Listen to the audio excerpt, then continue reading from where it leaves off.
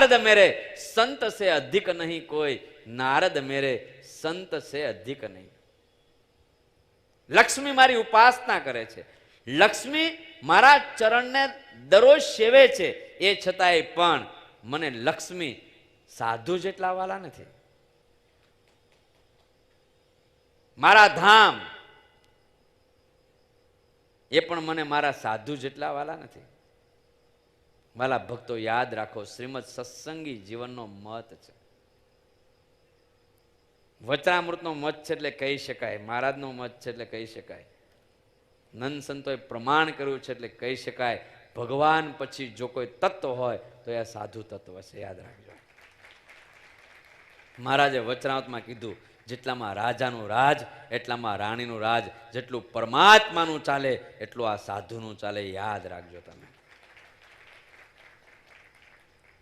મુક્ત મુનિ એમ કહે કે મહારાજે નક્કી કર્યું હોય આ જીવનું મારે કલ્યાણ કરોડ જન્મે કરવું નથી, પણ હું જો ધારું અહીંથી ફેંકું તો અક્ષરધામમાં નાખું, એને ક્યાંય રહેવા ના દઉં. ગોપાળાન સ્વામી એમ કે, મહારાજ એમ કે છે મારી મરજી વિના તરુણ ના તૂટે, પણ હું જો ધારું મહારાજની મરજી ના હોય, હું જો ધારું મહારાજના પ્રતાપે અનેક બ્રહ્માંડોની ઉથલ પાથલ કરી નાખું, એ તાકાત સાધુમાં છે. મહારાજ વચનામૃતમાં કે રાજાનું રાજ એટલામાં રાણીનું રાજ છે. તમને ખ્યાલ છે ને, રાજા ધારે આ કામ નથી કરવું, પણ રાણી જો ધારે તો એ કામ કરાવે રહે.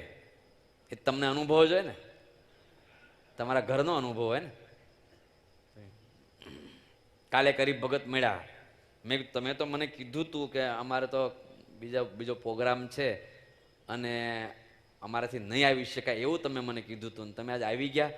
મને કે શું કરું સ્વામી, અમારા ઘરનાનો બહુ આગ્રહ હતો કે આપણે સમયામાં જ જવું છે. બોલો કોનું રાજ? હું આ દ્રષ્ટાંત તમને એટલે દઉં છું, વચનામૃતમાં મહારાજે દીધું છે. રાજા ધારે આ કામ નથી કરવું, પણ એ કામ જો રાણીને કરાવવું હોય તો કરે પારે. ભગવાન ધારે આ જીવનું મારે કલ્યાણ નથી કરવું, પણ આ સાધુ જો ધારે કે મારે કરવું છે, કરે પાર કરે.